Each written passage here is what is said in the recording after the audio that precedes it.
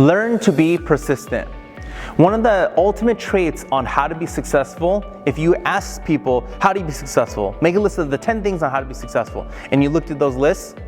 If that person was successful, let me rephrase that. If all the people were successful that you asked this survey to, I can guarantee that 99% of the time, you will see this one on there. You have to be persistent. You can't just be excited about something and then do it, and then it doesn't work out, and then it dies. When you are excited about something and you do something, you gotta know failure will come with it. And you just have to ask yourself that when you fail, are the parameters of failing, is that okay? If you failing means that you lost $1 million and that's your entire boat, then probably not. You probably shouldn't do that, right? But if you're okay with what happens if you fail, then that's when you're gonna be successful, because you can persist and persist and persist and persist and persist. And the worst thing that's gonna happen is what? It didn't work out until it finally did work out, right? So if you're talking to a girl, if you're talking to a guy and you like this individual and you're attracted to this person and they said no, and then you ask them out again, they say no, and you ask them again, they said no. Now, if you ask them too much, that's called harassment, right? But if you talk to enough people, not just one person, if you talk to enough people, someone is interested in you. And I think that's one of the first things that we learn about persistence is when we're trying to date someone, because we like someone and then they don't like us back, right? I remember all the way up until I would say up until about, honestly, 17, 18 years old.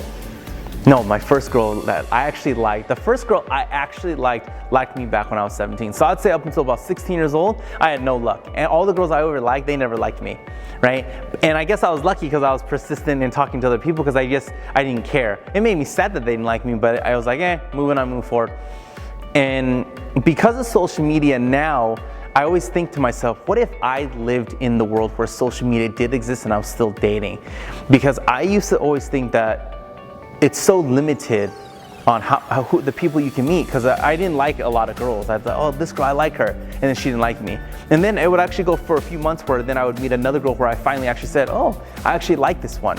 So, but because of social media and Instagram and Facebook and Snapchat and Twitter, you realize how many freaking people are out there. There's always been 4, 5, 6, 7, 8 billion people. That's always been there, right? But you don't look at it because you don't see that. I was just James Hsu in Las Vegas, seeing, the normal 10 friends I had, 10, 15 friends that I always hung out with. And then if we went out in public to a movie, yeah, there'd be 200 people in the theater, but I didn't know those people, right? So you don't really think about how big and yet small this world really is. And I think that's where I got lucky with the persistence game. So that's you. Learn to be persistent. That whatever we're doing, whatever we're building, whatever we're doing in our life right now, you got to be persistent. You have to learn to follow up. You have to master the art of the follow-up and being persistent. And if you try to do a business deal with someone and they say no, try again, right? If you're chasing success, right? If one thing doesn't work, does that suck? Yes. Is it a waste of time? Yes. Have I personally put in hours and hours and hours and hours into businesses, hours and hours and hours into concepts, and built the concept, put it out, and then it completely failed? Absolutely. Has that turned into hundreds of thousands of dollars worth of failures? Absolutely. But the thing is, if your main goal is to be successful, if you actually want to be successful, you have to do something about that. You can't count on your team. You can't count on anyone to do it except for one person, which is you.